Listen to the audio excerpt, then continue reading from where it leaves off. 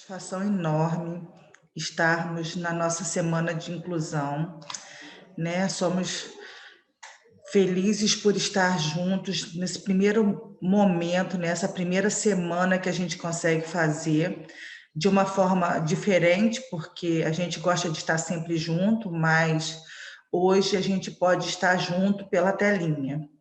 E nós temos a alegria hoje de ter duas convidadas. Essas convidadas são pessoas muito importantes e muito engajadas na inclusão. Elas têm uma vasta experiência, tanto na educação quanto em outras áreas, e vêm contribuir com a gente para falar sobre PEI, que é o Plano de Estudo Individualizado. É um plano que a gente precisa fazer e que sempre existem dúvidas a respeito dele. Então, hoje a gente vai ter a satisfação de ter a Leila Lopes Ávila com a gente. Ela é doutoranda do Programa de Pós-Graduação em Humanidades, Cultura e Artes. Ela é mestre em educação, é uma pessoa que está dentro da inclusão, que gosta da inclusão, que estuda inclusão e que vai contribuir muito com a gente. E junto com a Leila, nós também temos a Érica Costa Campos. O sobrenome do meio é muito complexo, eu ainda não sei pronunciar, mas vamos falar Érica Costa Campos. Também uma pessoa psicóloga, doutoranda em educação pela PUC, também é mestre em educação, e elas vão falar sobre um tema muito pertinente. Então, a gente vai ter agora o tema para vocês: desafios e possibilidades do planejamento educacional individualizado na inclusão de estudantes com deficiências. É um assunto que diz muito para a nossa prática. Eu espero que vocês se divirtam, aproveitem, compartilhem, curtam, né, revejam essa palestra em outros momentos, para que a gente possa ter sempre oportunidade de melhorar o nosso trabalho. É uma alegria muito grande passar esse início de noite com vocês, e a gente se sente muito feliz de estar nesse momento. Então, o meu muito obrigado já de antemão às palestrantes, e o meu muito obrigado ao meu grupo, que é um grupo muito participativo e que a gente tem o objetivo de fazer a inclusão um lugar de acolhimento, um lugar de aprendizado, um lugar de satisfação. Então, a gente vai recebê-las e vamos nos deleitar com o que elas têm a nos oferecer. Primeiramente, eu gostaria de agradecer muito a esse convite que foi feito pela professora Rita, estar aqui nessa noite junto com vocês, junto com a professora Leila, é um grande prazer. Eu sou a professora Érica, eu trabalho nas redes municipais de Duque de Caxias e de Nova Iguaçu, eu sou professora de sala de recursos há mais ou menos uns 15 anos, e é muito bom a gente poder falar hoje aqui sobre o PEI. Eu vou me autodescrever agora. Eu sou uma mulher parda, de cabelos castanhos, tamanho médio. Atrás de mim tem uma estante de livros. Agora a gente vai começar a nossa apresentação com os slides.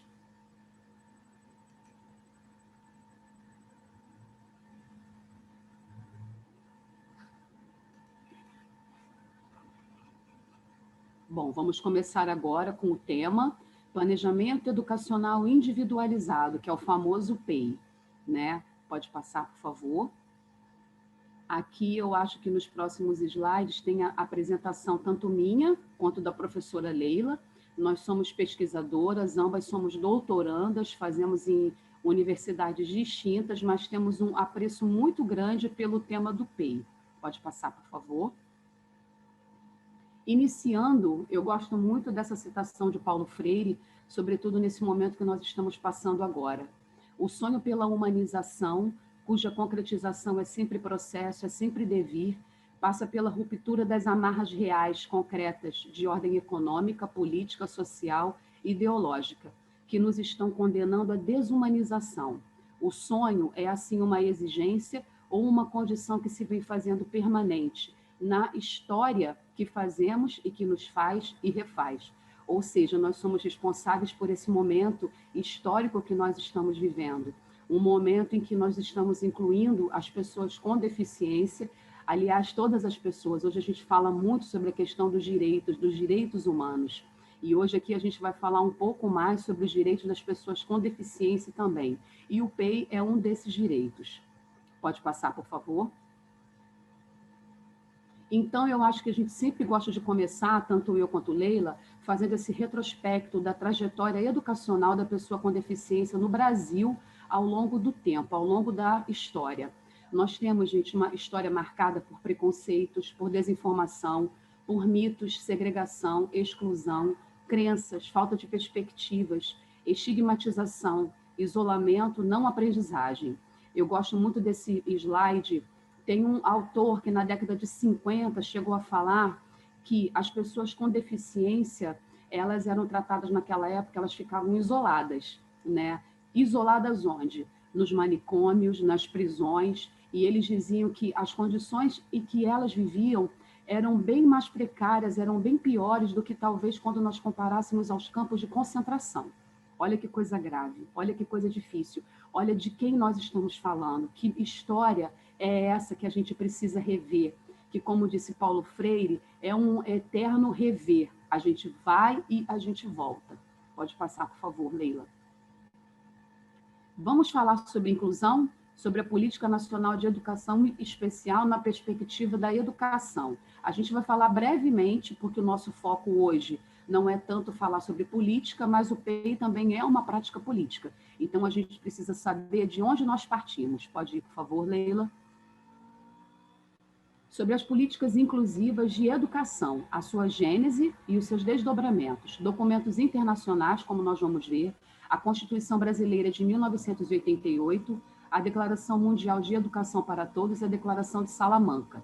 A gente vai falar brevemente sobre um pouquinho de cada uma delas. Pode passar também, Leila. A Constituição de 1988. Ela diz que a inclusão de pessoas com deficiência, transtornos globais do desenvolvimento e altas habilidades e ou superdotação em escolas comuns do ensino regular ampara-se na Constituição Federal, que define a educação como um direito de todos, dever do Estado e da família, visando seu pleno desenvolvimento, seu preparo para o exercício da cidadania e sua qualificação para o trabalho, garantindo no artigo 208 o direito ao atendimento educacional especializado, que é o AEE, preferencialmente na rede regular de ensino. Isso já era preconizado, gente, na Constituição de 1988. Pode passar, por favor. Declaração Mundial de Educação para Todos, que data da década de 90. Ela foi aprovada pela Conferência Mundial sobre Educação para Todos, satisfação das necessidades básicas de aprendizagem, que foi realizada na Tailândia. Apresenta em seus pressupostos os processos de democratização e universalização da educação, trazendo os princípios da inclusão, da educação inclusiva. É o documento norteador da maioria das políticas públicas de educação básica do Brasil nos últimos anos. Então, a gente tem um documento que data da década de 90, que vai ser o nosso precursor. Olha quanto tempo, gente, nós já estamos em 2021. E até hoje a gente precisa falar, a gente precisa estar reafirmando sobre os direitos da pessoa com deficiência. E hoje aqui a gente está falando, sobretudo, do processo de aprendizagem e de escolarização desses nossos alunos. Pode passar, Leila. Declaração de Salamanca, 1994. Ela foi aprovada pela Conferência Mundial sobre Necessidades Educacionais Especiais, Acesso e Qualidade, organizada pela Unesco. O que ela diz? Ela vai ser um documento referencial da área da educação inclusiva, pois foi nesse documento, foi nessa declaração que foi instituído o termo inclusão escolar, como diretriz para a constituição de políticas sociais, dentre elas, aquelas direcionadas às pessoas com NE, com necessidades educativas especiais. Todas as crianças de ambos os sexos têm direito fundamental à educação e que a elas deve ser dada a oportunidade de obter um nível aceitável de conhecimentos. Pode passar, Leila. Educação especial na perspectiva inclusiva. Em 2006, a implementação das salas de recursos em todo o país, em todo o Brasil. Em 2007, nós temos um PDE, que é um decreto número 6.094, onde ficaram estabelecidas as diretrizes para o AEE, dos alunos e o seu ingresso nas escolas públicas. Pode passar. 2008, nós temos a Política Nacional de Educação Especial na perspectiva da educação inclusiva. O que ele dizia?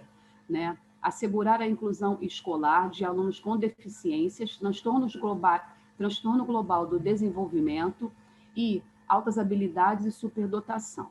A educação especial, isso aqui é importantíssimo, ela é como complementar e suplementar ao ensino, não como substitutiva. E até hoje a gente vê em alguns casos ela sendo como substitutiva.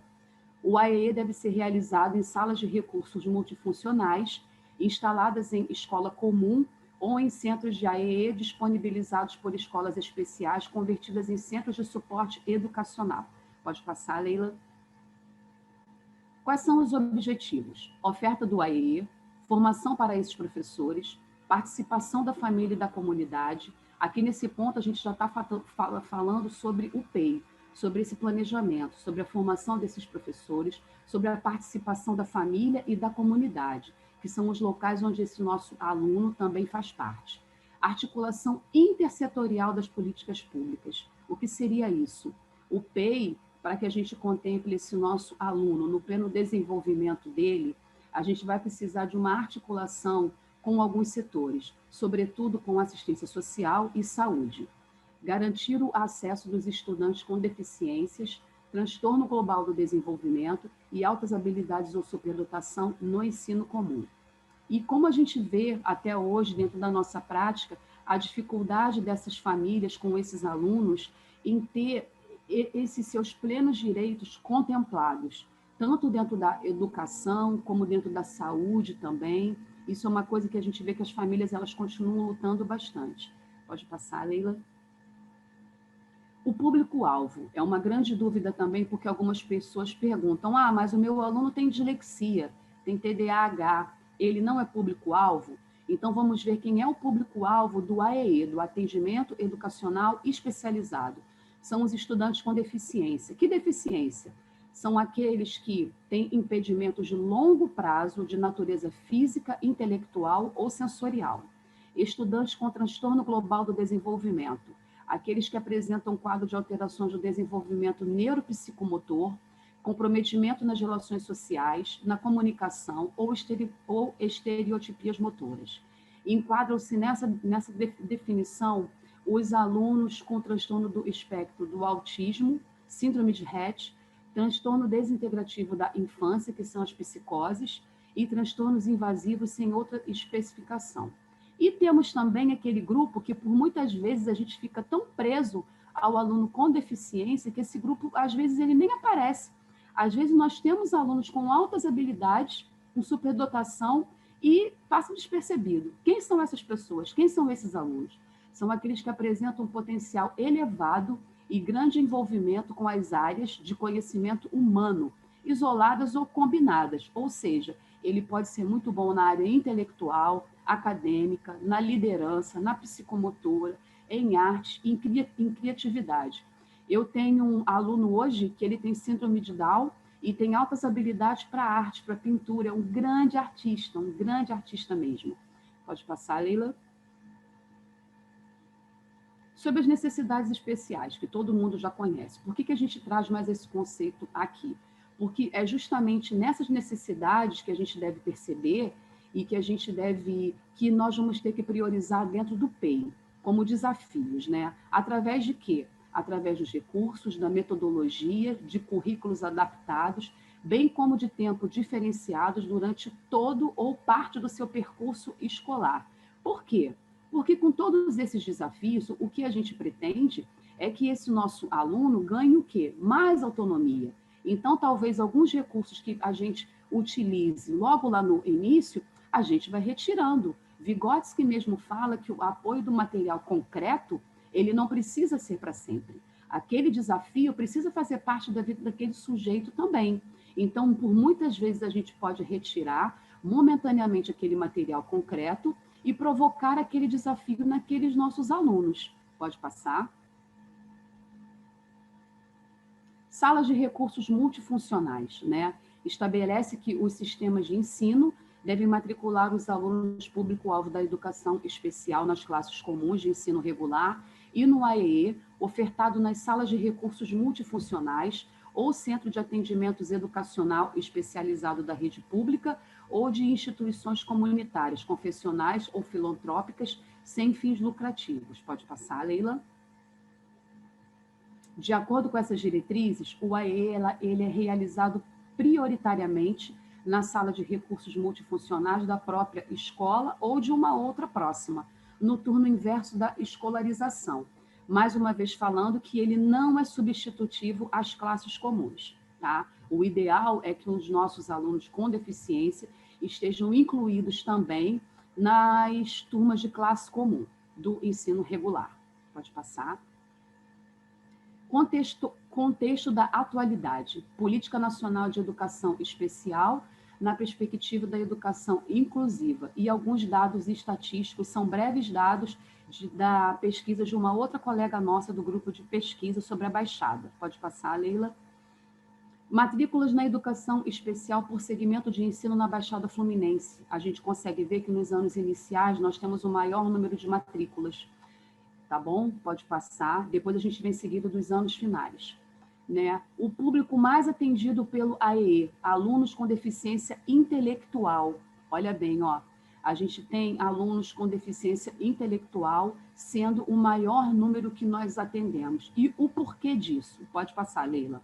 Algumas pessoas, às vezes, elas me perguntam muito sobre isso, porque é um número tão alto de alunos com deficiência intelectual. E aí é bom a gente saber, isso aqui a gente está falando já sobre o PEI também, das condições em que essa família vive e das condições e o porquê disso, né? Então, a gente traz aqui os fatores de risco pré-natal, perinatal e pós-natal para que uma criança, para que uma pessoa nasça com deficiência intelectual. Primeiro deles, a pobreza.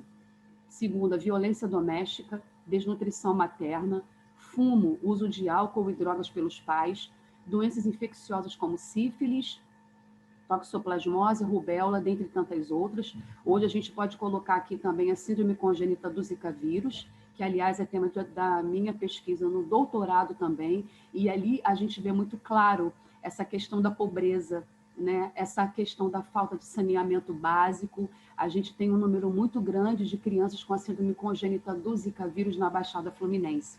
Já na região da Barra da Tijuca, do Recreio dos Bandeirantes, a gente não vê tanto. Aliás, a gente talvez nem veja. Falta de acompanhamento no pré-natal, de estimulação adequada, privação social, abuso e negligência da criança, dentre outros. Pode passar. Uma pessoa que vive em condição de pobreza, em virtude da precariedade de acesso a seus direitos básicos, saúde, educação, saneamento, dentre outros, tem maior probabilidade de adquirir algum tipo de deficiência ou de gerar filhos com deficiência. Essa aqui é uma citação de uma grande amiga nossa, que é a professora Flávia Faisal de Souza, sobre a tese de doutorado dela, que tratava sobre essas questões, das questões que vão influenciar no nascimento de pessoas com deficiência. Pode passar. Sobre educação especial na Baixada Fluminense. Nós temos elevadas matrículas nos anos iniciais, como nós já vimos, no ensino fundamental e EJA. Baixo índice de matrícula na creche, na pré-escola, e índices inexpressivos nas séries mais avançadas, como no ensino médio e no profissionalizante. Isso porque a gente sabe que talvez a grande maioria dos nossos alunos eles desistam. O deficiente intelectual é o público-alvo mais atendido pela educação especial. Temos um perfil ainda terapêutico. O que isso quer dizer? A gente ainda está baseado muito no modelo médico, no modelo biológico, de ver a deficiência apenas como as impossibilidades, como as incapacidades. Espaços segregados, figurando como referência de atendimento às salas de recursos funcionais, como o AEE sendo o mais adotado. A gente ainda fica muito, talvez, preso à questão do laudo. Eu preciso do laudo do meu aluno, eu preciso ver o laudo daquele meu aluno para saber como eu vou trabalhar com ele. E aqui eu posso dar até um depoimento meu, porque eu sou psicóloga também, e eu acho que foi isso que me fez entrar para a pesquisa na área da educação, justamente porque me era pedido o tempo inteiro, dentro do consultório, vinham das escolas, né, solicitações de o aluno apresenta comportamentos assim, assim, assim. Né? O que esse aluno tem? Esses encaminhamentos. E o que os testes psicológicos mostravam para a gente, e até hoje ainda mostram? Mostram aquela incapacidade. E o PEI vem justamente para provar que a gente não tem que trabalhar com a incapacidade, mas é o contrário, que a gente precisa fomentar, a gente precisa ampliar as possibilidades, as capacidades que aqueles nossos alunos têm, porque eles apresentam. E a gente precisa ter esse olhar para eles. Capacitação docente, parcerias com instituições de ensino superior e a implementação do PEI e do Plano Municipal de Educação em consonância com a Meta 4. Pode passar, Leila. Integração versus inclusão. E aqui nós temos duas figuras, né? A figura da integração, onde nós vemos as pessoas com deficiência e outras pessoas também, um outro grupo, né, que são das prioridades, que estão dentro daquele grupo mesmo. Será que eles fazem parte? E na inclusão, onde a gente vê todo mundo misturado, onde nós temos todos juntos. Pode passar. Integração. A integração previa a escolarização de alunos com deficiências, geralmente oriundos do ensino especial, em classes comuns. Porém, eles só eram integrados na medida em que demonstrassem condições para acompanhar a turma, recebendo um apoio especializado paralelo. O que isso quer dizer? Esse nosso aluno, talvez ele não fizesse parte realmente da turma. No modelo da integração, a gente está muito baseado no modelo terapêutico, no modelo médico, onde a gente quer consertar, quer endireitar, quer reabilitar. Esse modelo aqui está muito focado na reabilitação. E será que o papel da educação é fazer isso? É reabilitar? Ou isso seria um papel mais de um modelo biológico, mais de um modelo médico? E aí nós temos o termo inclusão. Pode passar, por favor? Não, antes. Não, antes um pouquinho. Isso. Os alunos público-alvo da educação especial, independente do tipo ou grau de comprometimento, ou seja, do mais leve, aquele que a gente considera mais leve, até aquele mais grave. Por exemplo, criança com a síndrome congênita do Zika vírus, que já chegaram às escolas agora. São crianças que, além da síndrome, apresentam deficiências múltiplas. São crianças que têm dificuldade para enxergar, muitas são cegas, crianças com dificuldades motoras, com deficiências físicas e outras deficiências graves também. Devem ser absorvidas diretamente nas classes comuns do ensino regular, cabendo à escola a responsabilidade de se transformar. Porque o que a gente viu até aqui no modelo da integração? Quem é que tinha que se transformar? Era a escola ou era o aluno? Era o aluno. E até hoje, infelizmente, a gente ainda vê isso. O aluno tendo que se transformar para poder ser incluído. Como se fosse assim, não, o problema é seu, então você que tem que se transformar. Mas na lógica da inclusão, a gente vê que é justamente o contrário. A professora Rosana Glatt coloca isso. Cabe à escola a responsabilidade de se transformar, principalmente no que diz respeito à flexibilização do currículo para dar a resposta educativa adequada às suas necessidades. Ou seja, os nossos alunos com deficiência precisam, têm direito ao acesso ao currículo. E aqui a gente está falando também sobre o PEI, tá? Ou seja, a gente está falando em não pegar aquelas atividades para o meu aluno do 5º ano, daquela turminha do 1º ano, porque o meu aluno ainda não lê, porque o meu aluno ainda tem dificuldade, e não é assim que a gente precisa fazer. O nosso aluno está no 5º ano, ele vai ter o acesso ao currículo do 5º ano, com atividades que sejam diferenciadas para ele. E nas nossas pesquisas de mestrado, tanto a da Leila quanto a minha, provaram o quê? Que toda a turma se beneficia quando esse planejamento é feito, quando é feito dessa maneira. Pode passar, por favor?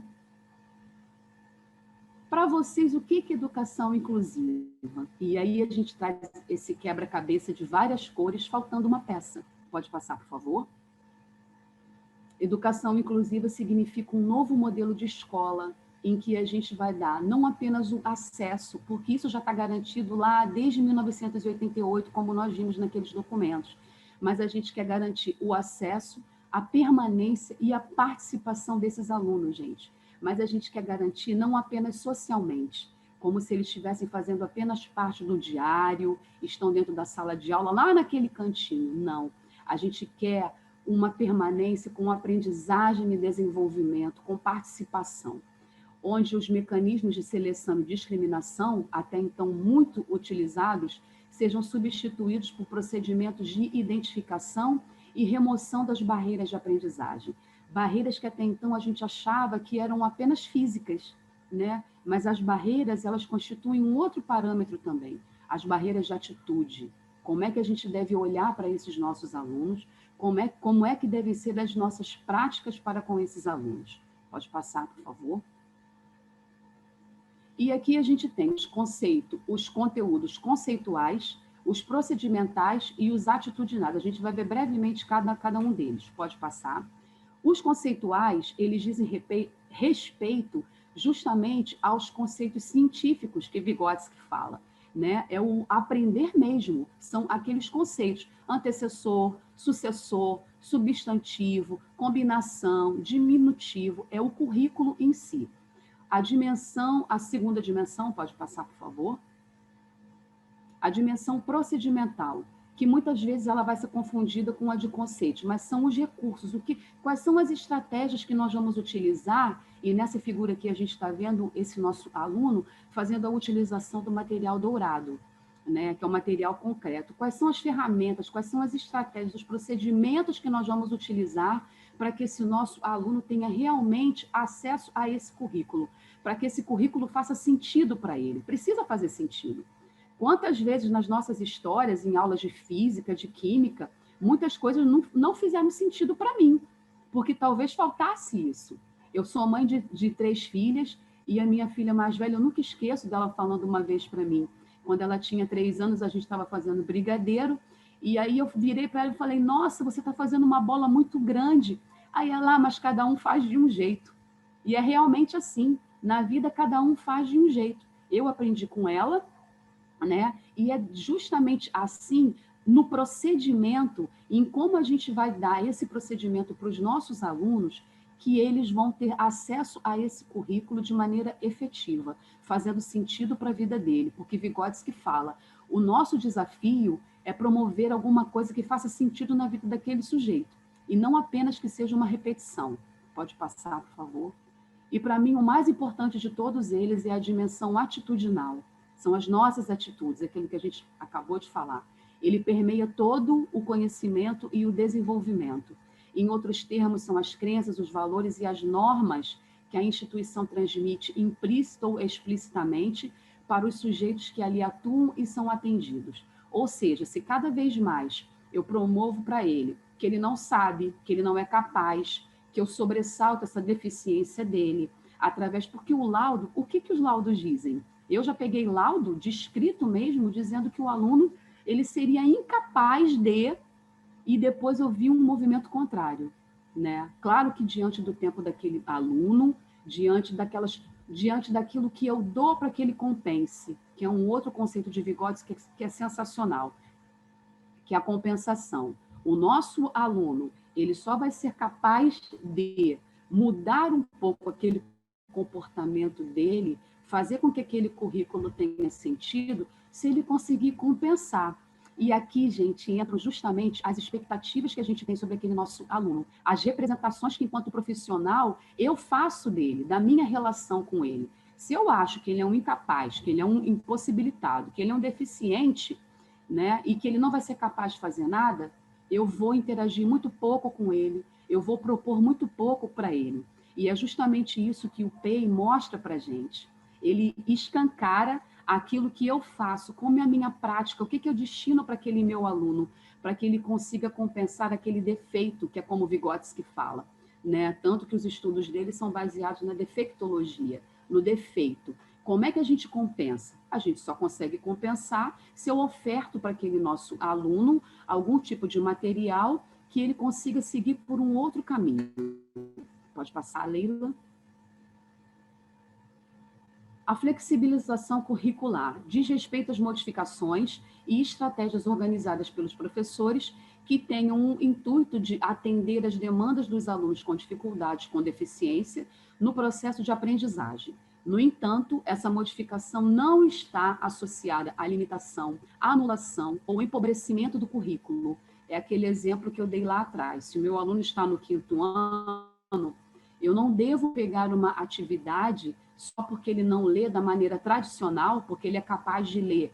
Ele é capaz de fazer uma leitura de mundo, eu posso dar essas ferramentas para ele, eu posso fazer a mediação, eu posso fazer com que outro colega faça essa mediação também, né? Mas a flexibilização, ela precisa ser em rever as estratégias e os recursos usados para o aluno com deficiência, de forma que ele consiga participar das propostas evidenciadas no cotidiano da sala de aula. Eu já cheguei, gente, a presenciar situações de constrangimento até durante a pesquisa e no meu dia a dia, porque a gente vê aquele aluno com tanta impossibilidade, com tanta incapacidade, que às vezes nem o livro é dado para aquele aluno. Eu já ouvi de professores assim: Érica, eu não dei o livro porque não tinha livro para todos. E como ele tem a deficiência, ele não vai compreender mesmo, ele não vai conseguir seguir, então para que o livro para ele? Talvez, eu tenho certeza que aquela visão, aquela história, aquela trajetória de impossibilidade, de incapacidade, de exclusão, a gente vive ela ainda hoje. Então, esse é o grande desafio que a gente tem enquanto escola e enquanto educadores, enquanto profissionais. Esse é o nosso grande desafio, propor uma dimensão atitudinal que realmente modifique qualitativamente a vida desses sujeitos. Porque a gente não pode agir como há décadas atrás. A gente está num momento novo, a gente está num momento de grandes direitos e esses alunos estão aí. Então, a gente precisa proporcionar, eu costumo sempre dizer que não é um favor que a gente está fazendo, é direito deles. É direito. A gente precisa fazer com que esse direito seja válido. Pode passar, por favor? E o que significam essas modificações? Às vezes a pessoa, né, os professores ficam, meu Deus, mas eu não vou ter tempo, eu não vou saber fazer, e às vezes coisas tão simples, né? Construir propostas pedagógicas baseadas na interação com os alunos, trabalho de grupo, trabalho em que ele tenha modos concretos, que ele possa trocar com as outras pessoas. O Vygotsky sempre fala que nós temos dois nascimentos, um biológico, que é o ato de nascer, e o cultural, que é quando eu entro em contato com a cultura, com a sociedade. E o que é a escola, se não esse contato, né? Reconhecer os tipos de capacidades presentes na escola, sequenciar os conteúdos e adequá-los aos diversos ritmos de aprendizagem. O que a gente costuma sempre ver? Coisas que não têm sequência, então elas acabam não fazendo sentido para aquele nosso aluno. Hoje eu dou matemática, hoje eu dou continha de adição, amanhã eu pego outra folhinha para ele, não tem uma sequência. E aí o nosso aluno, sobretudo o aluno com deficiência, ele precisa dessa sequência. É preciso que faça sentido para ele. Utilizar metodologias diversificadas e motivadoras. O que é isso? Eu posso usar um slide, eu posso usar um filme, porque ele tem uma dificuldade maior na abstração. Aliás, nós temos adultos com essa dificuldade também. Então, nada melhor do que porque nós somos seres visuais. Então, tudo aquilo que a gente vê, a gente aprende muito mais. Tudo aquilo que eu tenho contato, eu vou aprender e apreender muito mais também. Optar por um paradigma de avaliação processual e emancipadora, né? Sem comparações, durante todo o processo. Vygotsky fala que o processo ele é bem mais interessante, às vezes, do que o próprio resultado. Porque os nossos alunos, durante esse processo, eles evoluem tanto, aprendem tanto, que é importantíssimo também. Pode passar? As modificações possibilitam mudar concepções sobre as práticas curriculares. A gente começa a mudar o nosso olhar. Pode passar? A perspectiva histórico-cultural, que é a base das nossas pesquisas, que a gente fala sobre Vygotsky, quais são as principais características dessa perspectiva? Ela enxerga além do defeito, além daquilo que o meu aluno ele não consegue fazer. Nós vamos além, né? A gente não vai querer reabilitar, consertar, endireitar, fazer nada disso. Nós vamos além disso. O foco vai ser naquilo que o sujeito sabe fazer. Ele rompe com o paradigma do modelo médico, daquele modelo que é mais terapêutico, tá? Pode passar, por favor. Os breves fundamentos dessa perspectiva que Vygotsky traz. A lei fundamental do desenvolvimento humano é que os indivíduos são criados na e pela sociedade, e a escola faz parte dessa sociedade. Então, está aí esse nosso papel. A relação do indivíduo com a sociedade resulta na interação dialética do homem com o seu meio social e cultural. Olha a escola aí mais uma vez.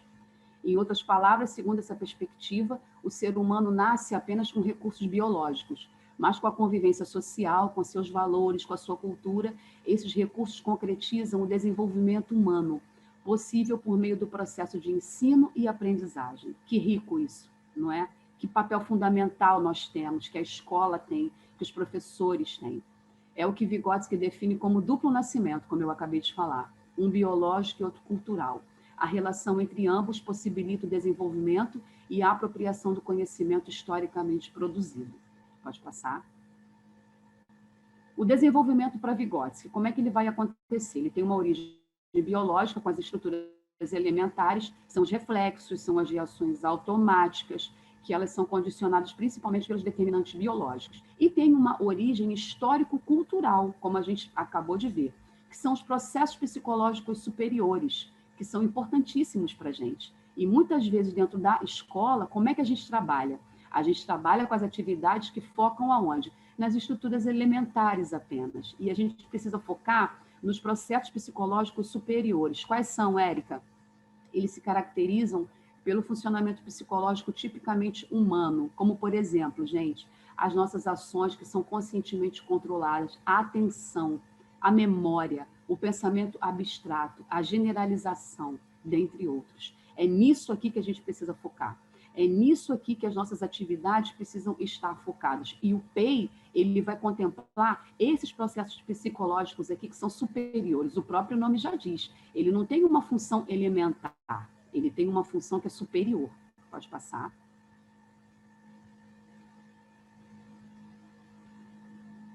Pode passar. O que isso quer dizer? Segundo Vygotsky, o ser humano nasce apenas com recursos biológicos.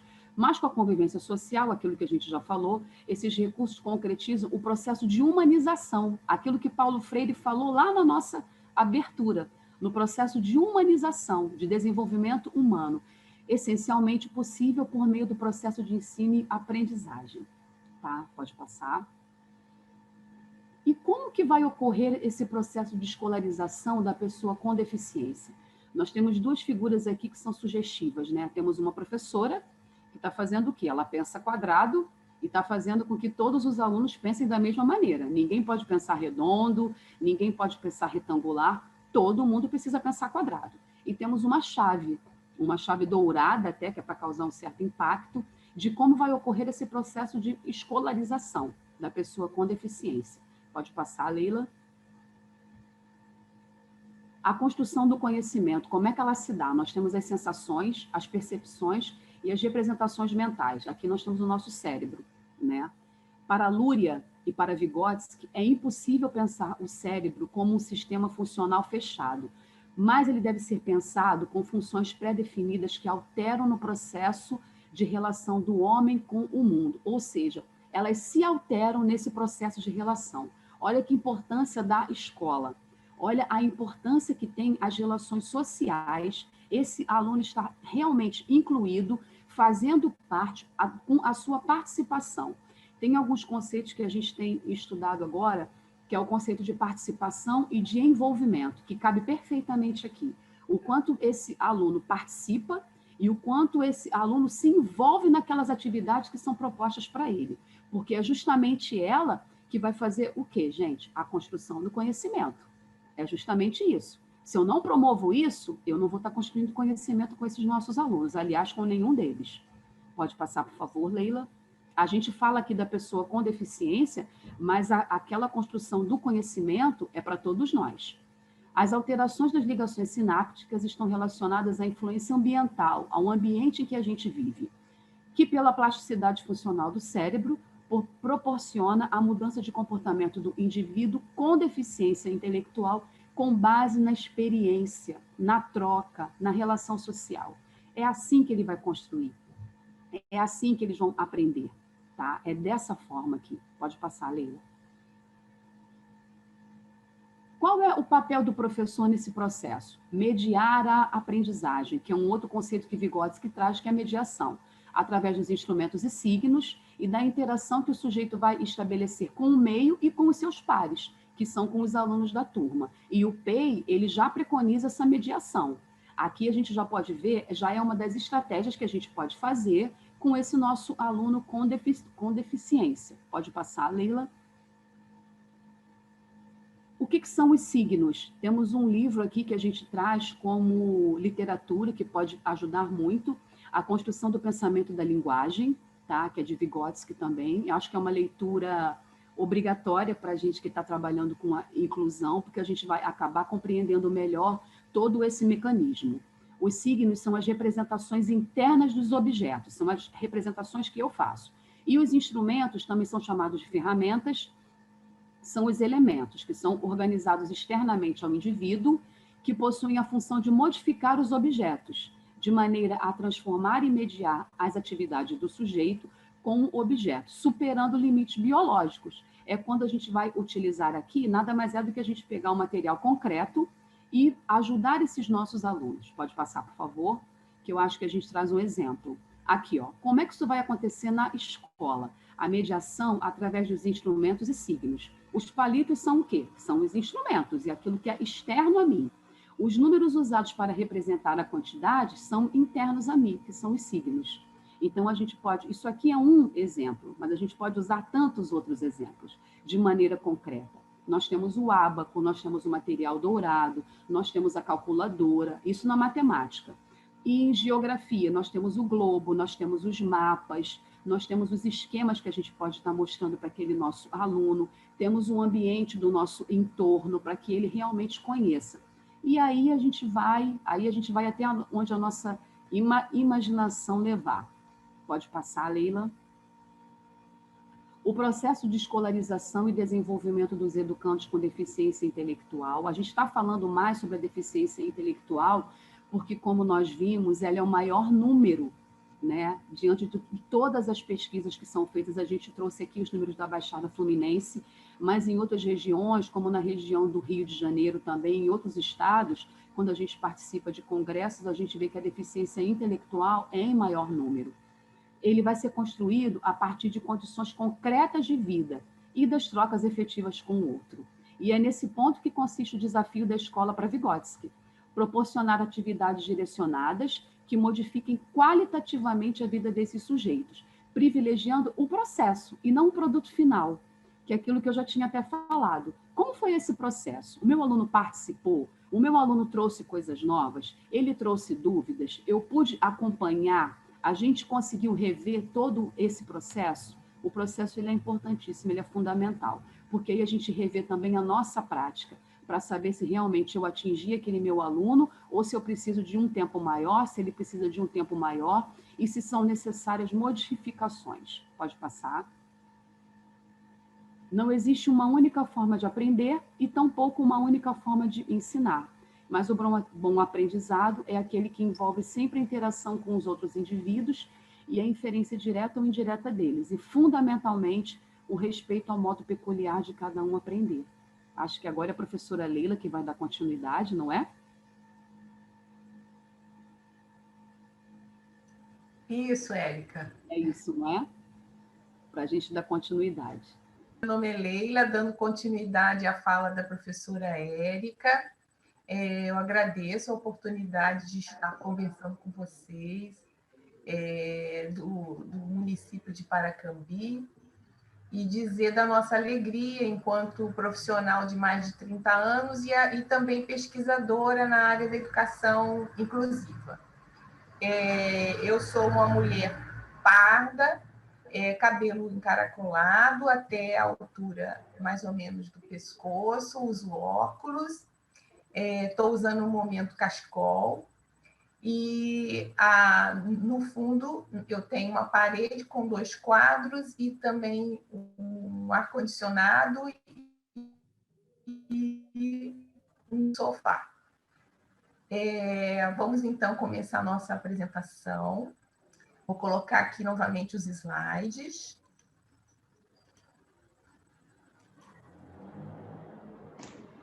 Como a professora Érica já passou para vocês, né, a importância desse processo todo educacional, vários conceitos importantíssimos a nível do desenvolvimento da aprendizagem do sujeito com deficiência.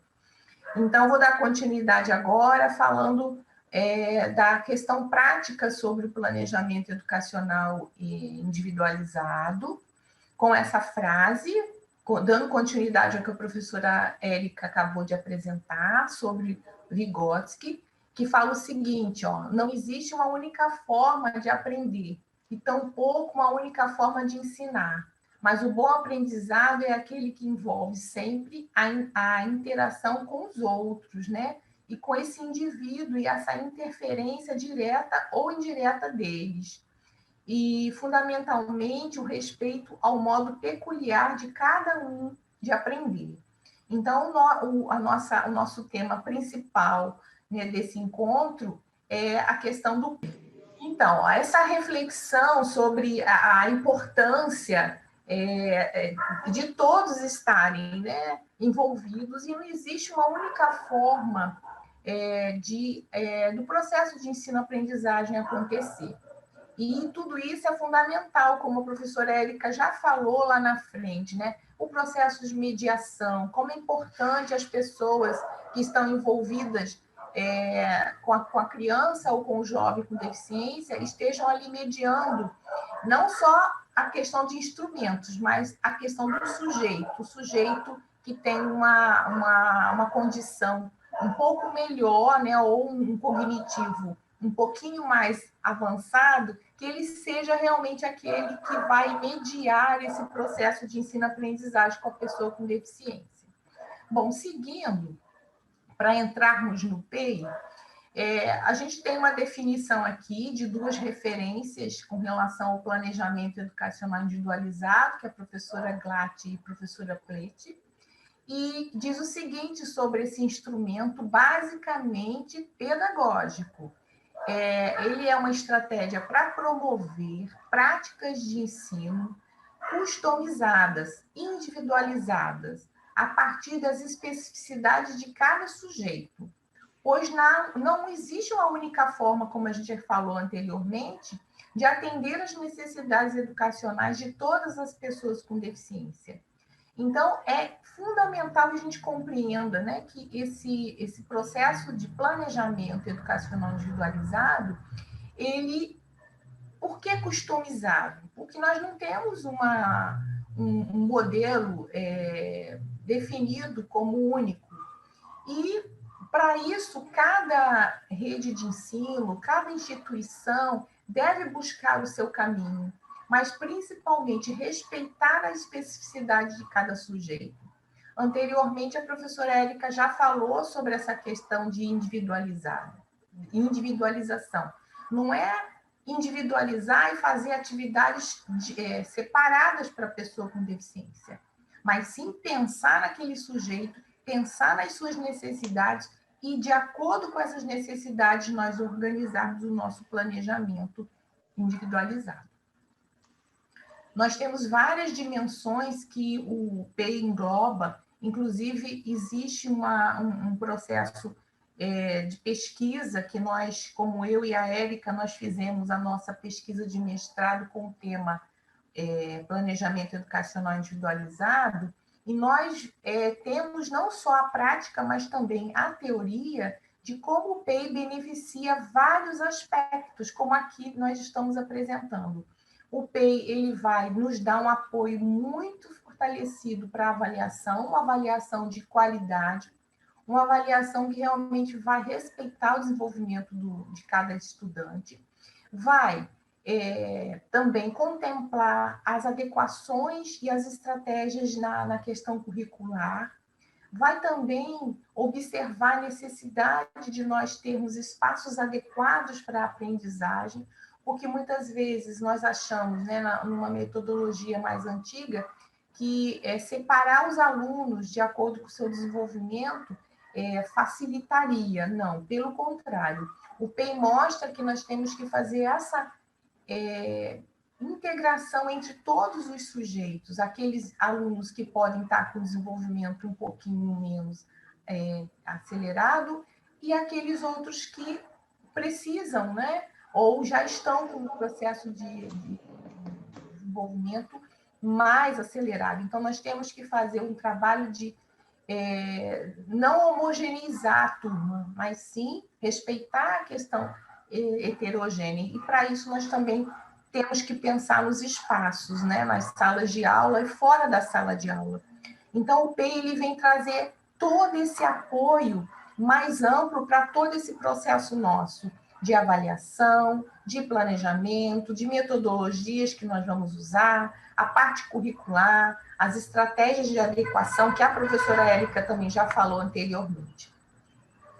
Principalmente, existe uma dúvida com relação ao currículo. É fundamental, quando nós temos um bom planejamento educacional individualizado, esse diálogo direto com a questão curricular. E muitas pessoas acham que a questão curricular fica à parte quando a gente está organizando o nosso trabalho com as crianças com deficiência. Não, pelo contrário.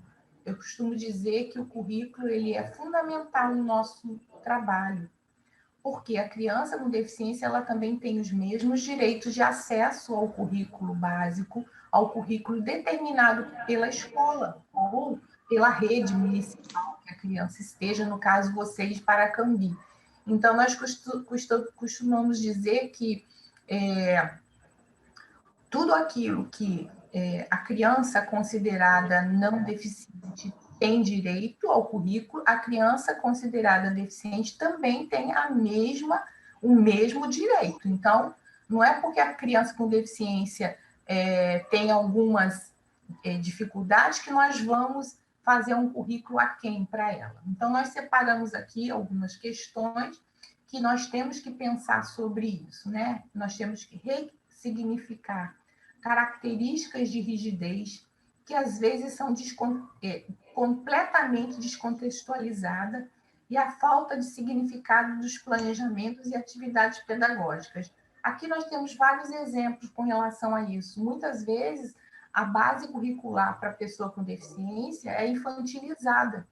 E não é bem assim que nós temos que organizar o trabalho com a pessoa com deficiência. Nós temos várias situações de rapazes e moças, adolescentes com deficiência, que muitas vezes são apresentados ou são implementadas ações curriculares para eles, de crianças na educação infantil. Então, são várias questões, como estamos trabalhando alguns conceitos ligados por exemplo, a produção e a questão do Dia do Índio. Muitos adultos com deficiência intelectual saem vestidos de forma infantilizadas, pintados de índio. Então, isso mostra que é uma total descontextualização, respeitando a idade cronológica daquele aluno. Ele é um adolescente. Então, nós temos que ter essa preocupação. Então, se nós fôssemos falar aqui sobre essas 4 questões, aqui nós temos vários exemplos.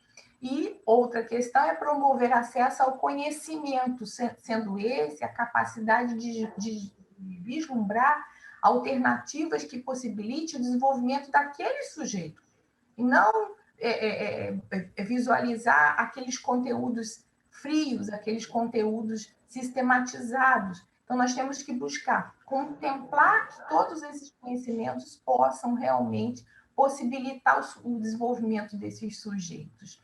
E também possibilitar a inserção social e escolar pela via do conhecimento, mais uma vez. Como eu falei, nós não podemos alijar ou tirar o direito da pessoa com deficiência também ter acesso ao currículo básico. E, por último, aqui, favorecer a realização de um trabalho em colaboração entre o professor do ensino regular e do AEI. Então, é fundamental essa colaboração, que nós vamos ver mais lá na frente. Temos que ter esse diálogo entre o professor do ensino regular, professor do AE. Vocês, como nós conversamos com a Rita, vocês têm um modelo de mediador, né? Professor mediador também, além do assistente de turma. Então, todos esses profissionais devem trabalhar de forma colaborativa. não só o professor do ensino regular e do AEE, tem que existir um diálogo. Então, tudo isso está basicamente ligado ao currículo, porque a criança com deficiência não é só socialização, porque a gente tem muito isso ainda, esse ranço de que a criança com deficiência não tem direito ao currículo, ao conhecimento. Nós temos que garantir, e o PEI vem trazer essa possibilidade de uma forma assim muito legal. Dá trabalho, como nós sabemos, mas nós temos que ter o currículo. Eu digo que o currículo é debaixo dos nossos braços como uma ferramenta fundamental. E a questão de individualizar, como eu comentei mais lá na frente, não é você tirar atividades separadas para o aluno da turma. Não é você colocar o menino totalmente excluído ou separadamente do processo pedagógico da turma. Pelo contrário, a individualização que o PEI vem sinalizando é você conhecer essas diferenças individuais desse aluno, como está aqui nesse texto, que é referência, Brau e Marim também, nossas amigas da UERJ, contemplar aquela criança dentro da turma. Não é separar as atividades, é adequar todas as situações pedagógicas que vão acontecer, que ele esteja incluído naquele processo realmente do dia a dia da sala de aula. Ok? Então, individualizar não é separar, não é particularizar a ação pedagógica no dia a dia. Separar aquela criança do grupo, não. Conhecer. E o PEI vai nos dar essa possibilidade. Conhecendo o aluno, você vai pensar em adequação curricular para que ele seja contemplado em tudo aquilo que vai ser desenvolvido na sala de aula. E aqui o PEI ele vem apresentando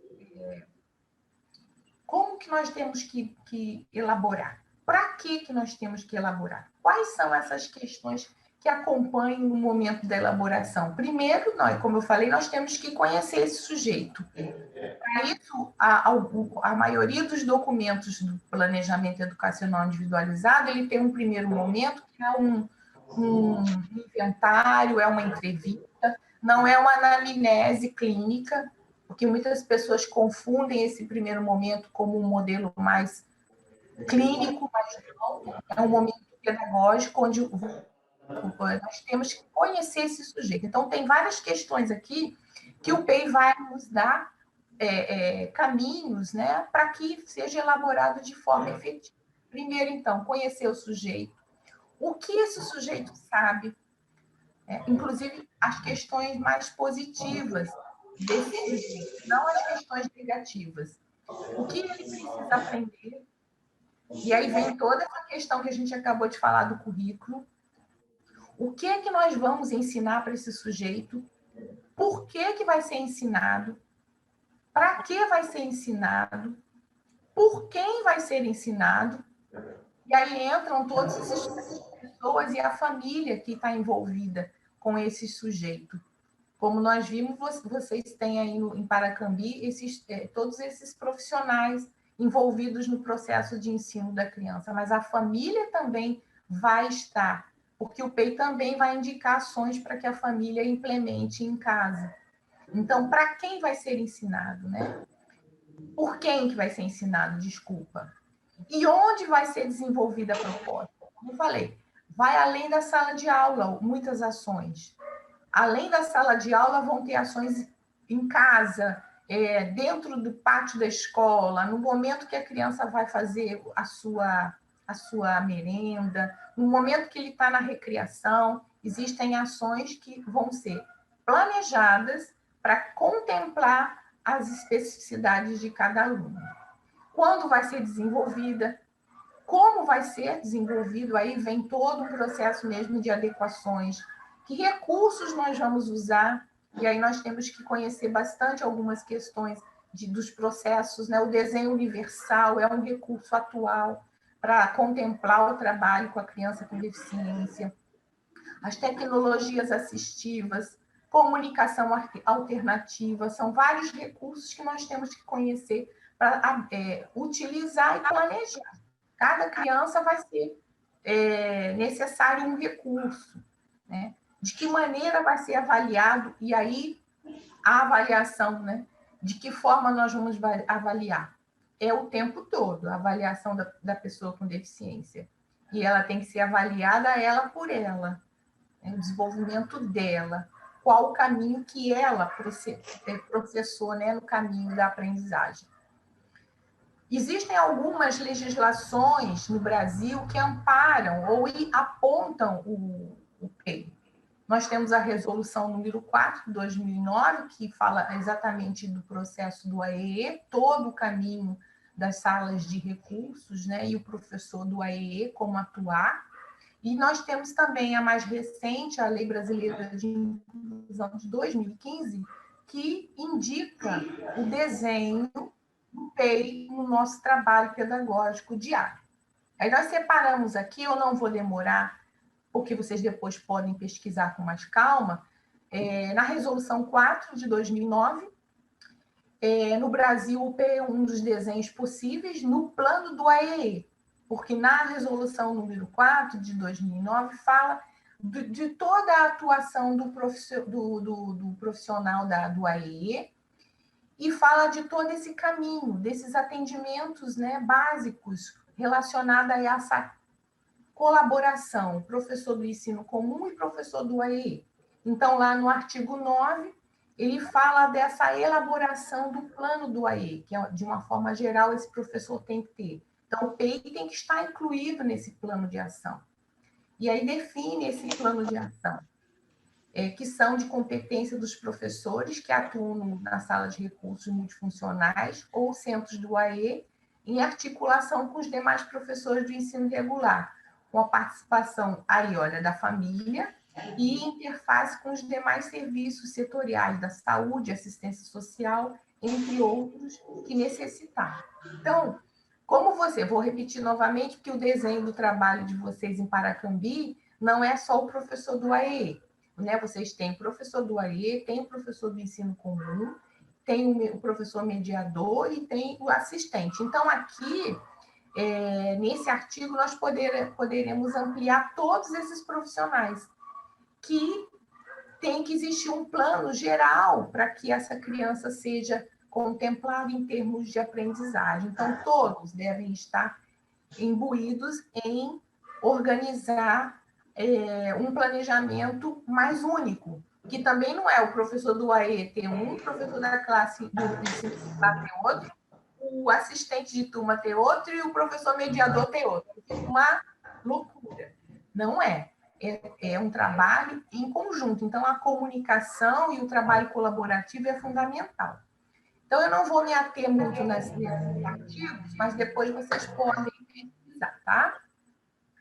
Ainda no artigo 13 da Resolução 4, fala da execução do plano do AEE, né? A aplicabilidade, como a gente falou anteriormente, de recursos pedagógicos de acessibilidade. Isso tudo nós só podemos fazer se nós planejarmos quais são os recursos pedagógicos e as acessibilidades que nós vamos implementar. Aqui tem um item que em alguns municípios ainda existem classes especiais, eu não sei se é o caso de Paracambi, mas se existem classes especiais ainda em alguns municípios, nós alertamos que o PEI deve ser feito também pelas classes especiais, pelos professores que atuam nas classes especiais, que são algumas redes ainda têm escolas especiais, é claro, com uma outra roupagem, modelo, mas que esses profissionais também devem fazer o PEI. E para finalizar a legislação, tem no artigo 28 da Lei Brasileira de Inclusão de 2015, que fala sobre a questão como nós vamos atender as características dos estudantes com deficiência, que está aqui em negrito, e garantir seu pleno acesso ao currículo em condições de igualdade, promovendo a conquista e o exercício de sua autonomia, se nós não fizermos um planejamento educacional individualizado, bem estruturado. Então, a Lei Brasileira de Inclusão vem falando e vem alertando que nós temos que ter essa organização e pensar nessas adequações, nessas possíveis garantias, né, de acesso à aprendizagem para a pessoa com deficiência. Para isso, nós só temos o planejamento educacional individualizado que pode garantir. Porque se nós temos um trabalho laissez-faire, como diz a pedagogia mais tradicional, um trabalho sem uma estrutura, fica difícil realmente garantir, principalmente, o acesso ao currículo das pessoas com deficiência. Ainda, né, nesse item 5, na LBI, nós temos que ter medidas individualizadas, tá vendo? E coletivas, em ambientes que maximizem o desenvolvimento acadêmico e social desses estudantes. Então, olha que interessante. Como que nós vamos ter medidas individualizadas?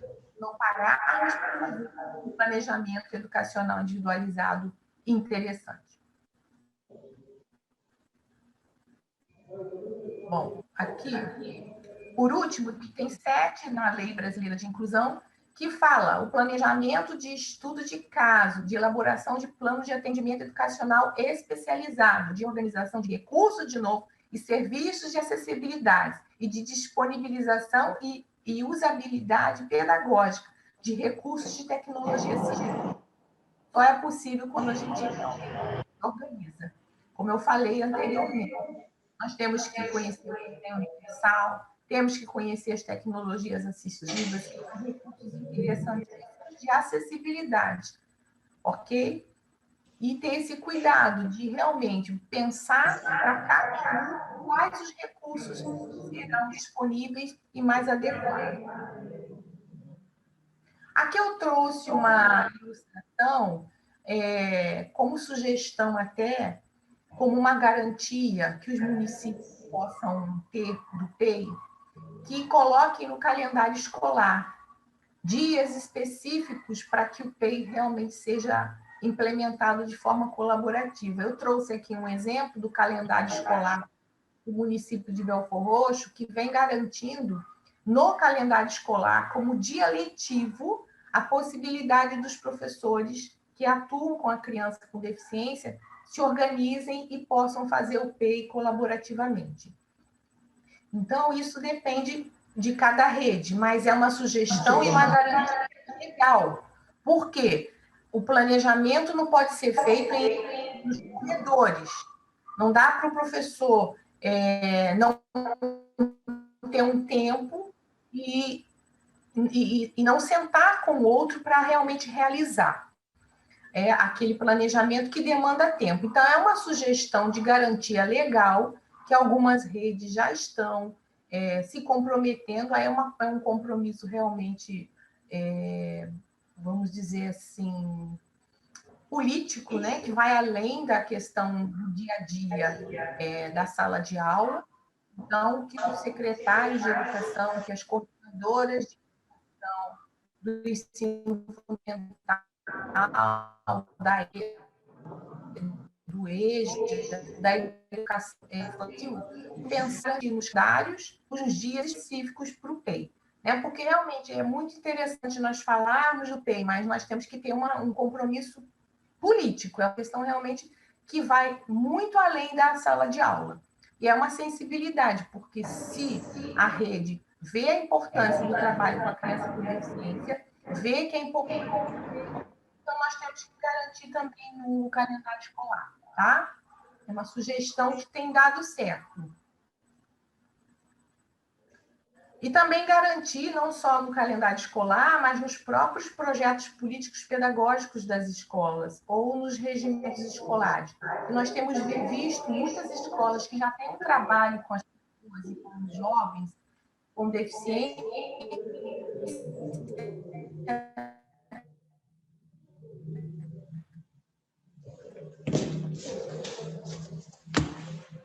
mas que não garantem o seu próximo planejamento, esse estudo de discussão, tá?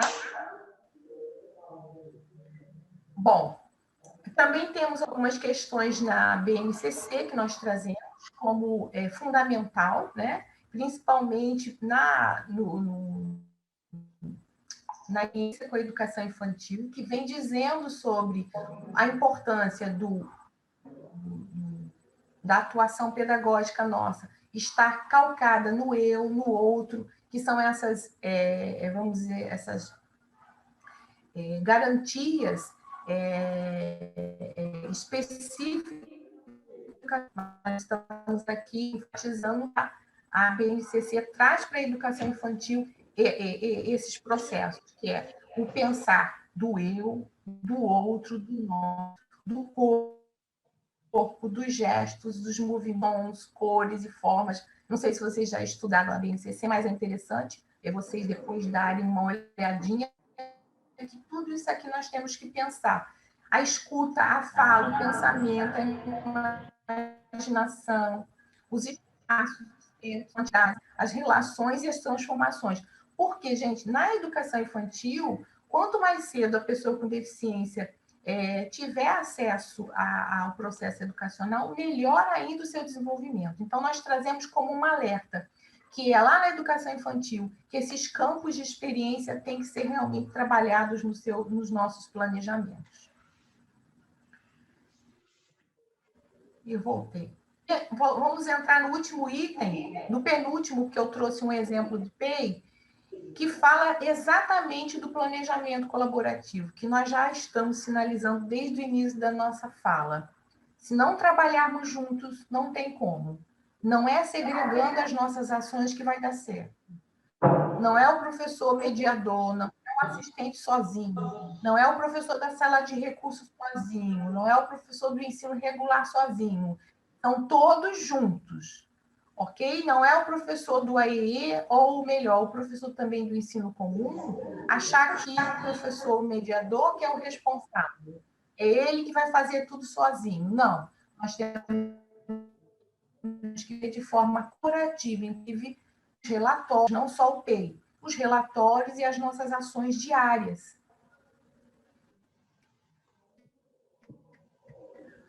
Aqui tem uma definição de dissertação que fala desse processo de trabalho colaborativo.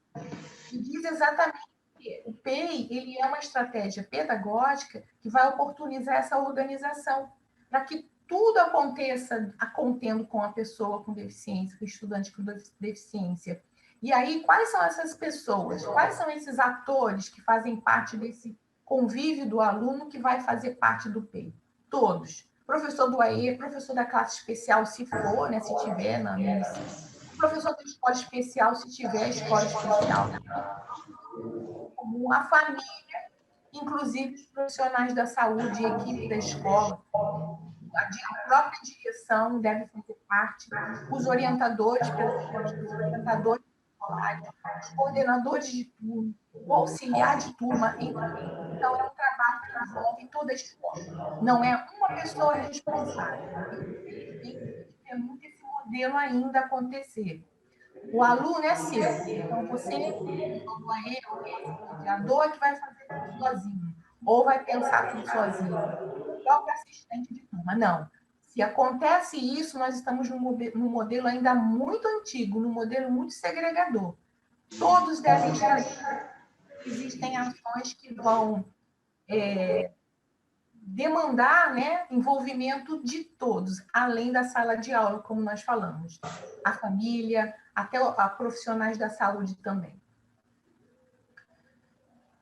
E aqui fala exatamente desse caminho, né, que nós temos que tecer dentro da escola, é uma rede. Nós costumamos dizer que o trabalho colaborativo ele é uma rede. E uma rede ela só tem todas as partes estão unidas.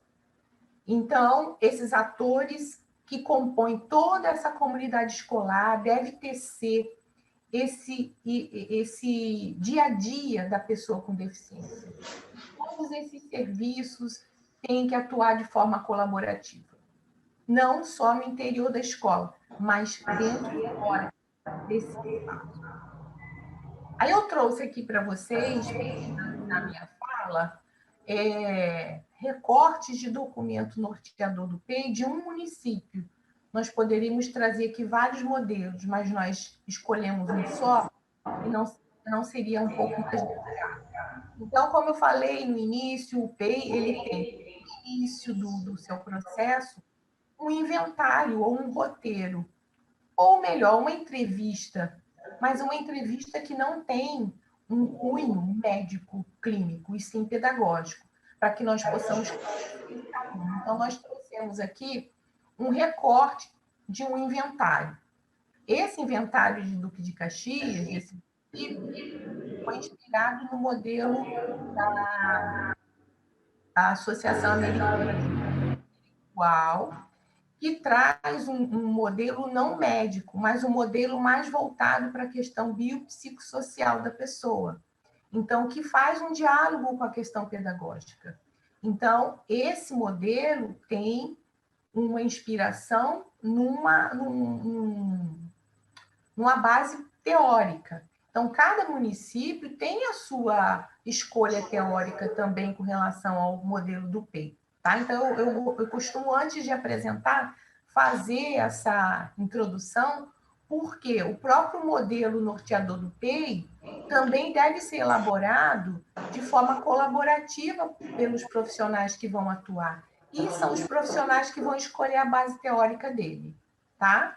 Então, isso tem que ficar muito evidente, e as nossas pesquisas também apontam, que quando o profissional que atua faz parte da elaboração desse documento norteador, ali tem a identidade desse grupo e também tem a identidade teórica, tá bom? Qual vai ser a base teórica que vocês vão usar?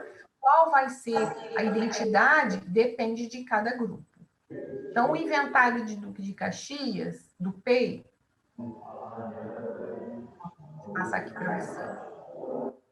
É mais ou menos assim. Inclusive, ele já foi revisto, mas antes da pandemia, teve vários encontros que os profissionais, inclusive a Érica, ela é profissional lá da Caxias, ela está fazendo parte dessa revisão. Com a pandemia, houve uma parada nessa revisão desse documento, porque como nós sabemos, o PEI ele é um documento vivo, ele não é uma coisa estagnada. Pode ser revisto de acordo com a necessidade do grupo, porque se o grupo elaborou, se o grupo construiu, o grupo também vai rever. Então, lá nós temos já um dos modelos, né, do inventário, é baseado em algumas perguntas.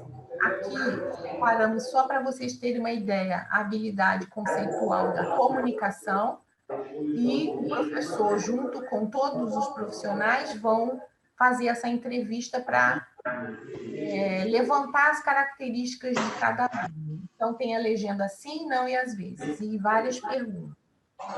Aqui na área da comunicação. Abaixo de cada habilidade tem esse espaço que o profissional no inventário ou roteiro ou entrevista inicial vai descrever as informações que achar necessária, considerada, né, aqui, já vai apoiar, registrar os possíveis apoios e suportes de acessibilidade ao currículo. Aí isso é um inventário, tá, gente? É um momento anterior ao PEI. Aí nós trouxemos também um recorte já de um documento do PEI, que está aqui também de Duque de Caxias, da área da comunicação, que vai, de acordo com o levantamento que foi feito inicialmente, naquela entrevista inicial, ele vai fazer de cada habilidade, como eu falei, essas habilidades são de acordo com a Associação Americana de Deficiência Intelectual, ele vai elencar quais são as questões de potencialidades que esse aluno desenvolveu ou tem, quais são as limitações ou os desafios que ele vai ter que realmente enfrentar, isso de acordo com cada aluno. E abaixo, quais são as sugestões de atividades que vão ser pensadas durante aquele tempo, um semestre ou um bimestre, quais são os apoios e os suportes e as acessibilidades que vão ser pensadas para o currículo. O tempo todo o currículo está bem amarradinho. Ok. Nós não podemos esquecer todas as questões aqui no mesmo conceito trabalhadas cognitivo. Eu trouxe agora, para finalizar, um exemplo de um paper praticamente pronto, de uma criança com deficiência intelectual.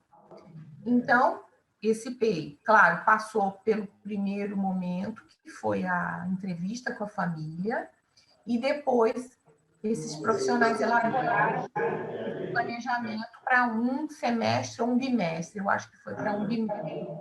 Então, isso aqui foi adaptado pela consultoria que eu fiz em 2003 e depois em 2017 para o estudo de um grupo de estudos aqui na Secretaria de Educação de Belford Roxo. Então, olha só o que nós fizemos para uma criança só numa das habilidades. Aqui, a habilidade prática, que foram os cuidados pessoais e a alimentação. Quais foram os objetivos que nós elencamos? Serão realizadas diferentes atividades práticas contextualizadas. Lembra que nós vimos lá atrás? Nós não podemos infantilizar as atividades, não. Tem que ser de acordo com a idade cronológica dessa criança e do ano de escolaridade. Por isso, no currículo do ano de escolaridade, nós temos que ter do outro lado, debaixo do braço, o tempo todo. Então, nós temos, para essa criança, com o objetivo de desenvolver essas habilidades voltadas para os cuidados pessoais e da alimentação, ampliando, assim, essa autonomia. Então, esse é o objetivo básico para uma criança. Essa criança demonstrou para nós que tem potencialidades nessa área do cuidado pessoais e alimentação, porque ele demonstrou que é muito esperto, demonstra potencial na direção dessa autonomia para desenvolver essas habilidades práticas, que são os cuidados pessoais. Quais são os desafios ou as limitações que nós observamos nessa habilidade específica da alimentação para essa criança? Nós vimos que são aspectos negativos ou que nós temos que avançar e superar. Devido à postura da família, a avó, o pai e a mãe, de infantilização e não estabelecendo limites básicos, observa-se um atraso no desenvolvimento dessas habilidades desse aluno, nos cuidados pessoais da alimentação.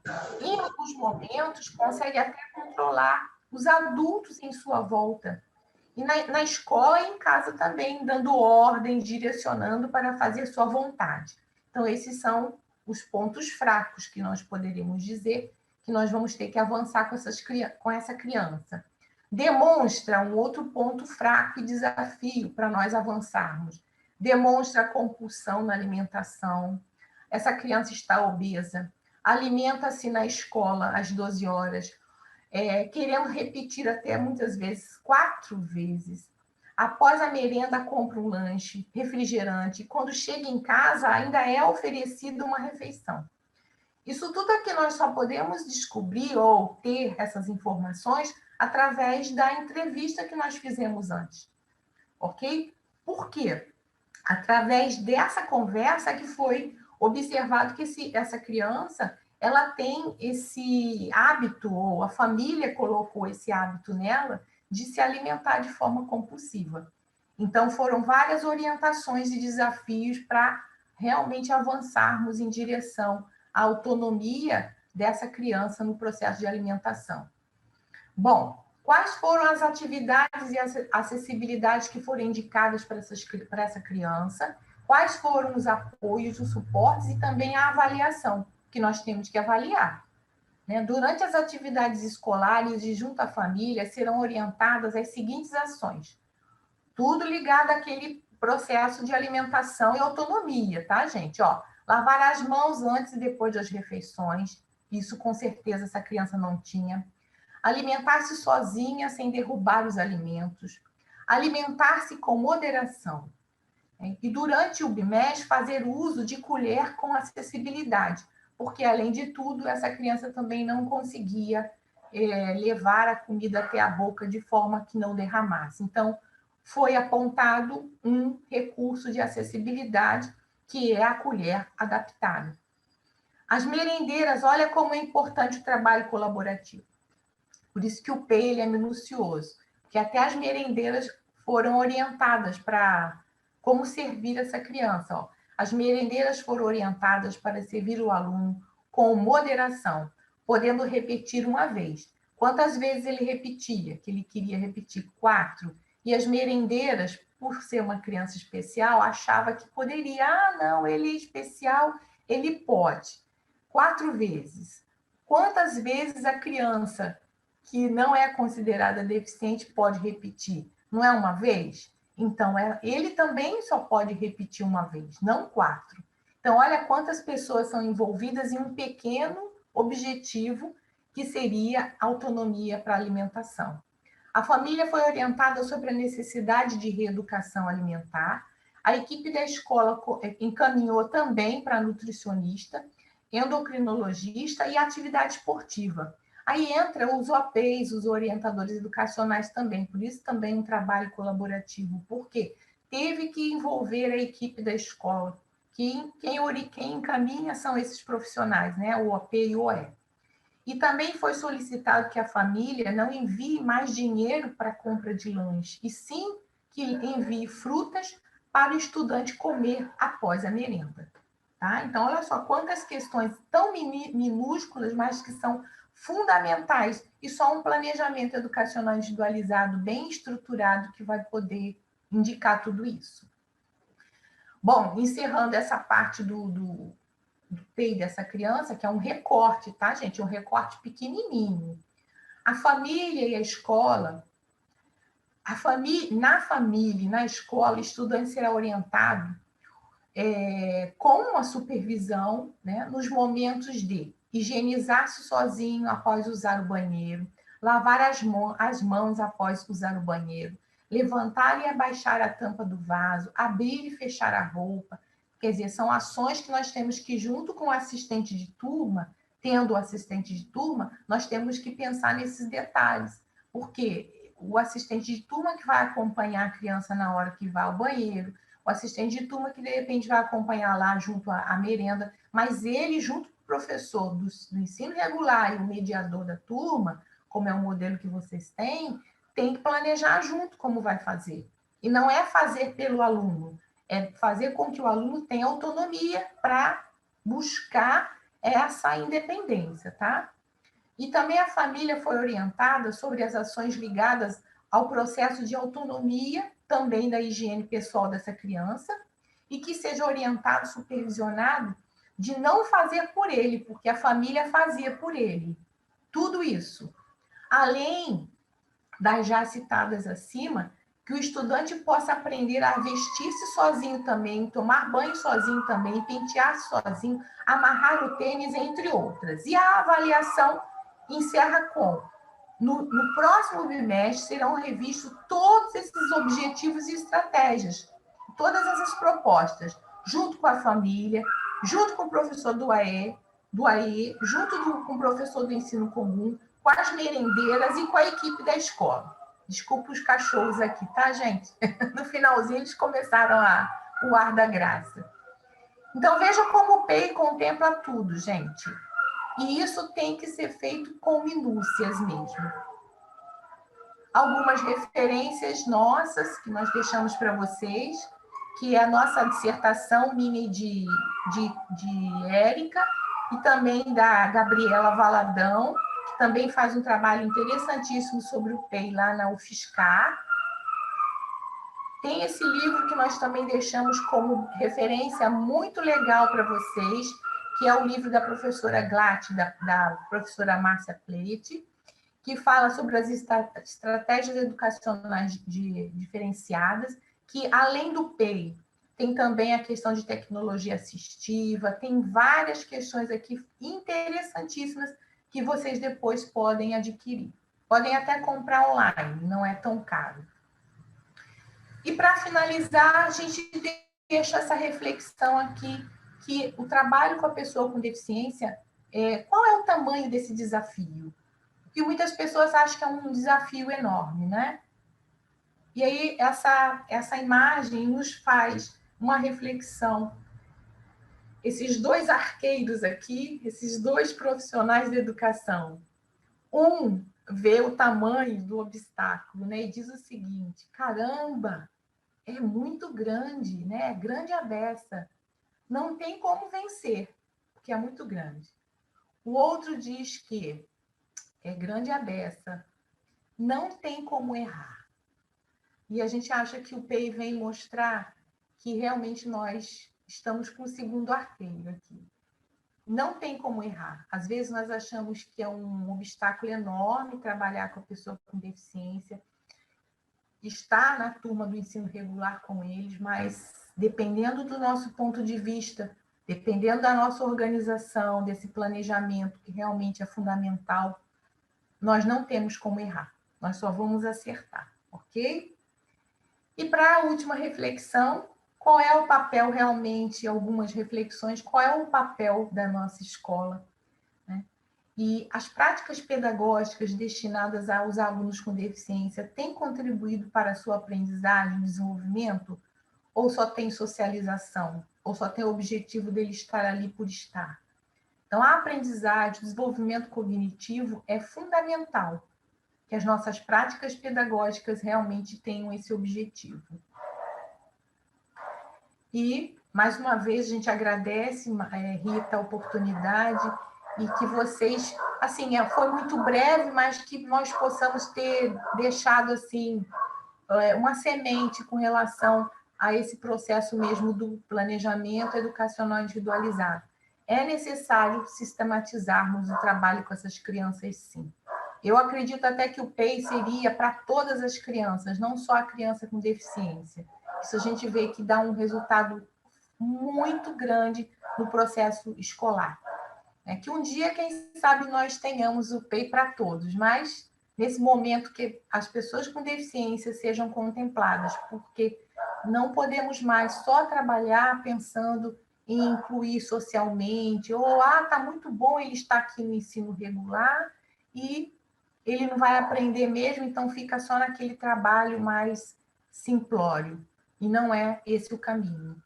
Nós temos que realmente garantir o processo de aprendizagem, temos que garantir o acesso ao currículo, acesso à aprendizagem, ao conhecimento.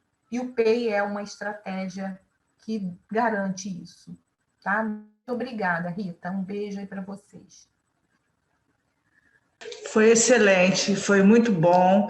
Eu acho que vai ampliar bastante os olhares. Gostei muito da dinâmica. Já até pedi aqui emprestado essa anamnese para a gente poder adaptar a nossa realidade aqui de Paracambi. É muito do que nós acreditamos aqui no município. A gente tem uma equipe que fica muito satisfeita com essa luz, porque o desejo é grande, mas é preciso também o estudo, a pesquisa, né? Os caminhos técnicos para a gente poder alcançar o objetivo. Então, muito obrigada, foi realmente excelente. Vamos agora, esse momento, responder 3 perguntas relacionadas ao nosso tema. A primeira pergunta é da Renata. A Renata, que é da escola, é mediadora da escola Margarida Alves. Meu nome é Renata, eu sou mediadora na escola Margarida Alves e a minha pergunta é: o aluno, mesmo sem laudo médico, ele tem direito à mediadora? Em que momento podemos entender que o aluno, mesmo sem laudo, ele tem direito à mediação? Com relação a essa situação, Renata, o aluno sem laudo, né, tem direito à mediadora, e em que momento podemos atender o aluno sem laudo, né? Bom, existe até uma questão relacionada ao laudo, que é importante nós registrarmos. De acordo com a nota técnica 4 de 2014, existe a possibilidade da rede, junto ao professor do ensino regular, junto com a sua equipe da escola, fazer estudo de caso de alunos que não têm laudo. Porque muitas vezes as famílias têm dificuldade de conseguir esse laudo clínico e junto à equipe nós podemos fazer, né, um trabalho, mais uma vez, colaborativo, de fazer o estudo de caso e indicar ou não essa criança para o trabalho com o ensino inclusivo, que é o AEE, ou mesmo o mediador. Então, a princípio, a gente acha o seguinte: toda criança, ela, mesmo sem laudo, ela tem direito a acesso. Claro que fazendo esse estudo de caso. Agora, se ele vai ter direito ao mediador, é uma outra questão, porque inicialmente nós visualizamos que casos bem comprometidos necessitam realmente de uma mediação mais pontual, mas nem todos os casos necessitam de uma mediação, porque inclusive a mediação ou o assistente é um trabalho transitório. A gente espera que a criança consiga autonomia, consiga, né, seguir a sua vida escolar sem que tenha alguém ali patenteando ou o tempo todo, entre aspas, do lado dele, cuidando dele. Também não é um objetivo da mediação, como nós vimos, é um processo de dar autonomia para esse sujeito. Então, Renata, nós achamos assim, importante a mediação, mas que nós tenhamos esse cuidado de realmente garantir, mesmo que a criança não tenha laudo, esse estudo de caso, que está amparado por essa legislação de 2004, a nota técnica número 4, tá bom? A outra pergunta é da professora Érica, xará da nossa amiga Érica, e aí a Érica pode começar a responder, que é a questão dos conteúdos, né, da turma. Meu nome é Érica, professora mediadora da Escola Margarida Alves. A minha pergunta é a seguinte: o conteúdo que é inserido na turma do aluno de inclusão, até onde eu devo seguir com esse conteúdo? Uma vez que as necessidades de aprendizagem do aluno de inclusão são outras. Então, Érica, eu acho que essa sua pergunta ela foi bastante pertinente. Eu acho que ela está muito de acordo com o PEI. Por quê?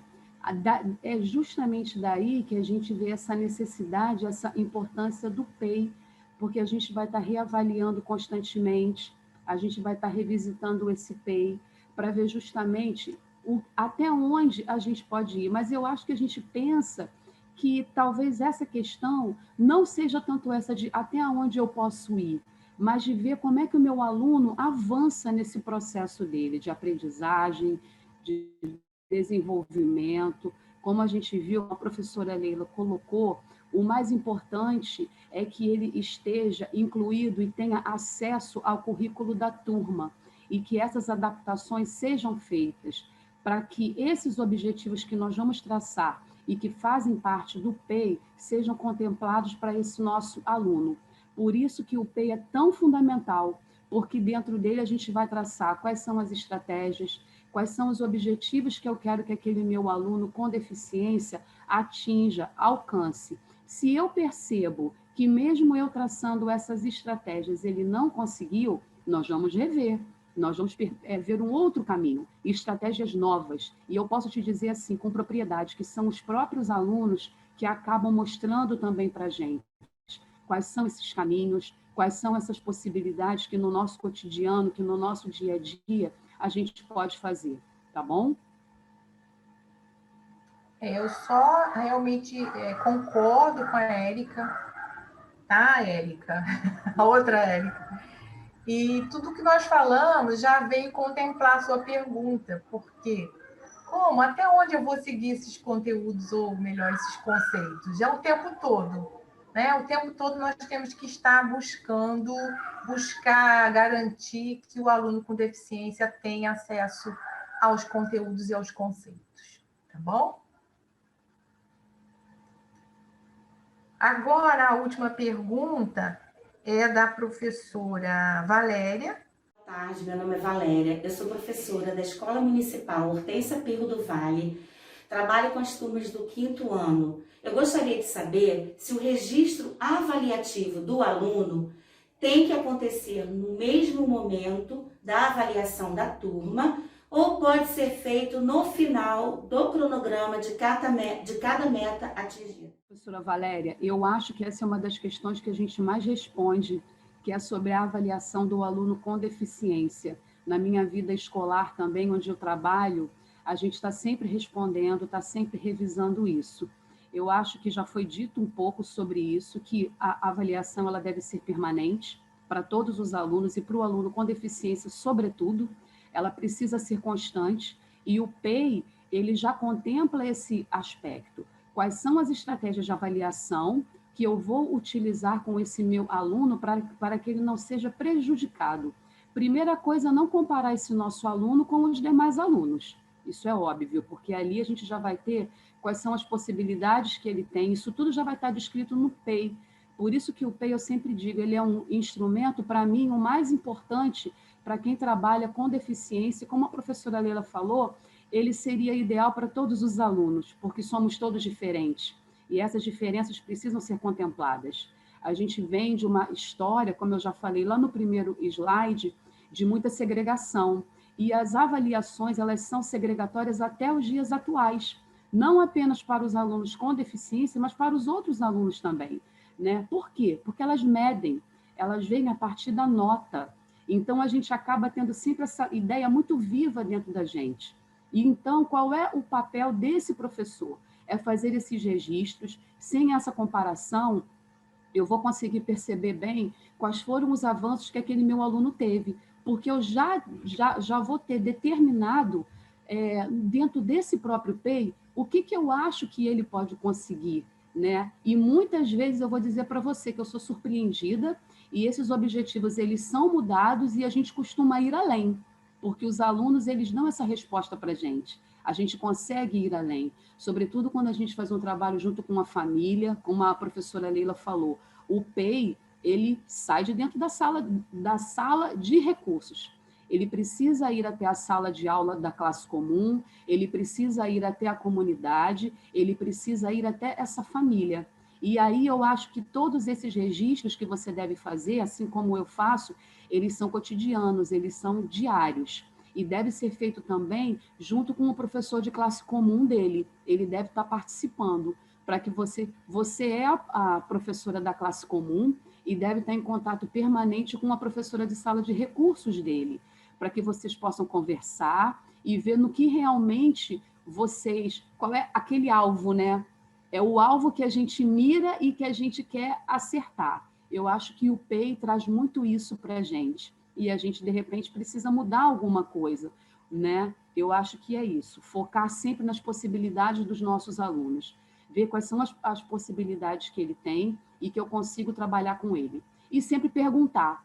Eu uso muito isso. Pergunto para os meus alunos, né? Sempre ouvir aquele meu aluno. Tentar ouvi-lo quando isso for possível, tá bom?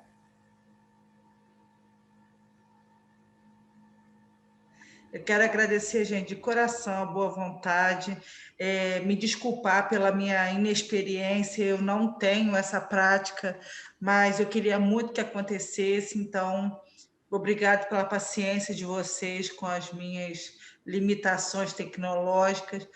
Eu compartilho muito do que vocês falam, essa é a minha fala, assim, é muito próximo, dá vontade de ficar falando junto com vocês, quando vocês falam, assim, vocês tocaram em pontos muito importantes, porque eu tenho essa dificuldade com alguns professores de aceitar o mediador nesse processo de construção, e o mediador de entender que o professor é parte do processo. Adorei falar, foi muito bom. Obrigada, Rita. Acho que é sempre muito bom a gente estar falando, porque essas dúvidas, elas permeiam, por exemplo, o meu cotidiano também. E olha que eu estou na escola e os professores têm contato direto comigo. Eu sou orientadora educacional em Nova Iguaçu, né? E sou sala de recursos em Duque de Caxias. E a gente vê que essas dúvidas fazem parte do cotidiano, sim. A inclusão ela é muito difícil. Acho que é um grande desafio esse que a gente tem. O olhar diferenciado que a gente precisa ter para esses nossos alunos, mas não como um pobre coitado. Sim. Né? De olhar mesmo como um adolescente, como um adulto, como um jovem, e propor essas atividades para eles, né? Essa dinâmica aí de olhar o potencial, é outra bandeira que eu levanto. Ninguém é só defeito. Eu falo, a gente também tem defeito, mas a gente não tira foto mostrando o lado pior do rosto, ou enfim, né? Não faz a comida para visita que você não gosta. Então, assim, é uma fala personalizada, mas é muito o que eu acredito. E eu acho que vai ser muito positivo. E eu me coloco, gente, à disposição de vocês. Se vocês precisarem de mim, já tive no AEE, ficava numa ilha, eu saía da sala para pedir, posso ajudar? Posso entrar? Porque ainda aqui, ainda tem muito isso, o AEE, ele fica meio de lado, e eu acho que essa fala também vai ser uma fala acolhedora para o AEE. Eu acho que foi muito bom. E se vocês quiserem, precisarem de mim para alguma coisa e eu puder ajudar, eu vou ficar muito satisfeita. Gostei muito desse momento. Obrigada de coração. Deixa eu tirar só uma dúvida com você. Vou aproveitar que você está aqui. No teu município, você não tem criança com a síndrome congênita? Eu tenho uma criança só. Eu tenho uma criança que veio da Baixada, porque a Márcia está fazendo aquele programa, né? Então, eu tinha conseguido esse aluno. Eu tenho microcefalia, mas não é síndrome congênita. Aí, essa criança está fora do nosso censo. Tá bom, Rita. Obrigada. Nada.